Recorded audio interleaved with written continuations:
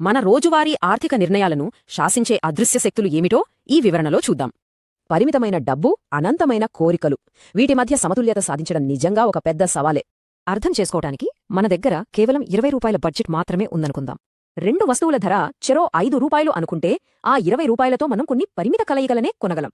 ఇదే బడ్జెట్ రేఖ. మనం కొనగలిగే వాటిని, కొనలేని వాటిని విడదీసే ఒక స్పష్టమైన గీత ఇది. ఆదాయం పెరిగినా లేదా తగ్గినా ఈ రేఖ వాలు మారదు, కాని సమాంతరంగా ముందుకో వెనక్కో కదులుతుంది. కాని ఏదైనా ఒక వస్తువు ధర మారితే మాత్రం ఈ బడ్జెట్ రేఖ వాలు పూర్తిగా మారిపోతుంది. బడ్జెట్ లెక్కలు పక్కన పెడితే సాధారణంగా మానవ నైజం మోనోటోనిక్ ఎంపికల వైపే మొగ్గు చూపుతుంది. సింపుల్గా చెప్పాలంటే తక్కువ వస్తువులు వచ్చే ఎంపిక కంటే ఎక్కువ వస్తువులు వచ్చే ప్యాకేజీనే ఎవరైనా ఇష్టపడతారు. కాని ఒక వస్తువు అదనంగా కావాలంటే తప్పనిసరిగా వేరొక వస్తువును కొంత వదులుకోవాల్సిందే కదా.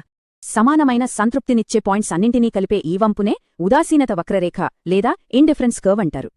ఈ రేఖకు పైన ఉన్న ఎంపికలు ఎప్పుడూ బెస్ట్, కింద ఉన్నవి మాత్రం నాసిరంగంగా అనిపిస్తాయి. ఒక వస్తువు పెరిగే కొద్దీ ఇంకో దాన్ని వదులుకునే ఆసక్తి తగ్గుతుంది.